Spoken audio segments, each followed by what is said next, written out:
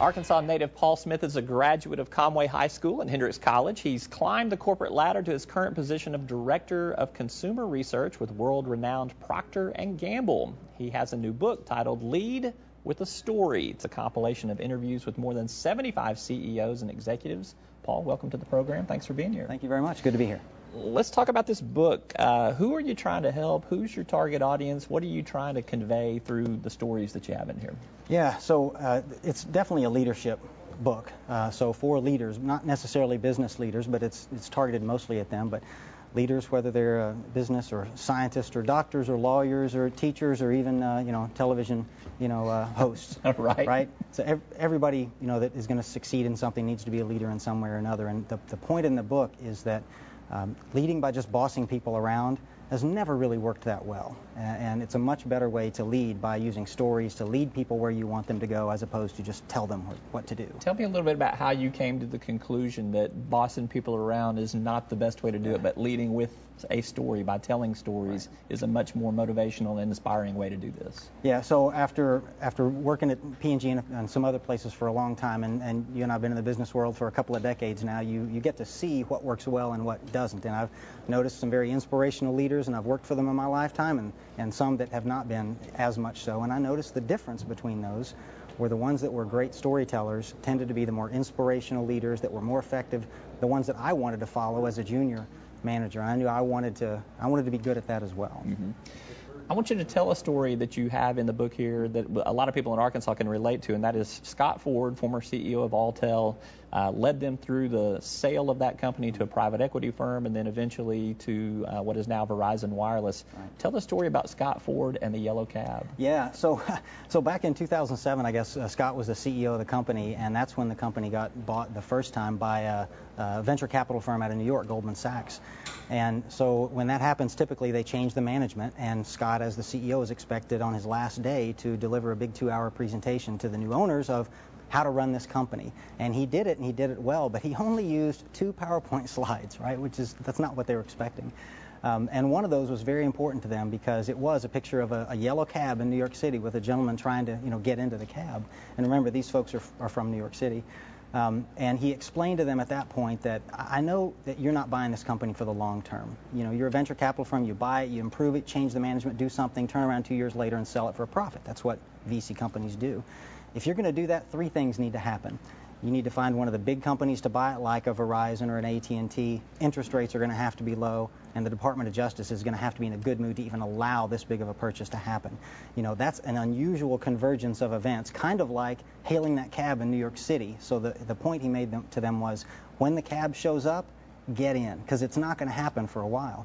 Well, sure enough, a year later, Scott hasn't been at the company for a year. He gets a phone call from one of those partners, and they said, hey, we got an offer on the table for $28 billion to buy, Alltel from us, and what do you think we should do?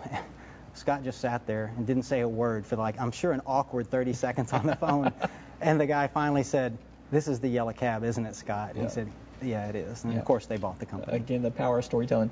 Tell me what you did in terms of research for this book. How did you go about organizing? How did you go about that's a daunting task to take on that many different stories, that many different executives. Right. Well, I didn't set out for it to be that many. I set out by doing some of the research and the books and academic articles that have been written on this in the past. But as I started interviewing leaders to get stories for the book, I ended up finding that they were using storytelling in far more situations than I had imagined. And in fact, what the book is a compilation of 21 leadership challenges where storytelling really can help the executive be a better leader. And as I would contact one CEO executive after the other, I'd find another one that was willing to interview for the book, and just kept finding these fabulous stories. And so it turned into probably 75 executives and 50 companies, 13 countries around the world. So it ended up being bigger than I honestly thought it would be when I started. Yeah, I know that you love them all like your children, okay? But you got to tell me, I've interviewed thousands of people over the last decade, and so there are some interviews that just stand out. Mm. Tell me kind of what stood out to you in terms of maybe 1 or 2 interviews that you think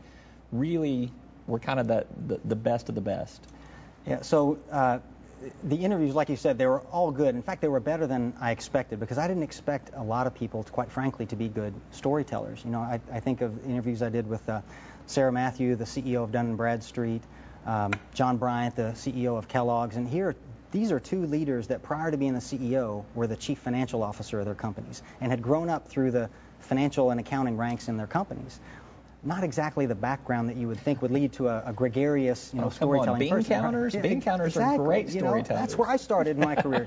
I didn't expect that, and here these two leaders were now the CEOs of their companies, and they had phenomenal stories to tell, which I was, fortunate enough to get to capture in the book. So I think people rise to the occasion, and at that point in their career, they realize, if I want to be a really effective leader, I need to be a good storyteller, and they've done it. Tell me a little bit about how you've organized this. It's very succinct. The chapters are not so long that somebody's going to get lost in them. There's some good notes in there. There's some action items in there.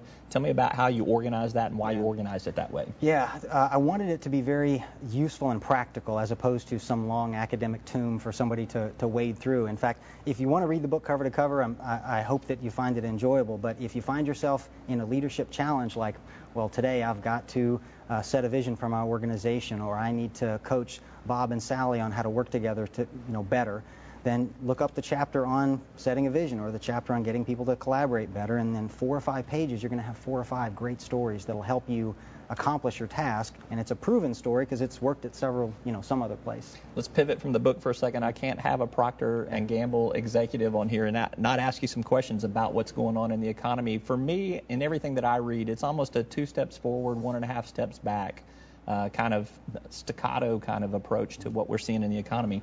You do a lot of consumer research. What are you seeing out there? What's your take? Yeah, consumers still buy the kind of products we make.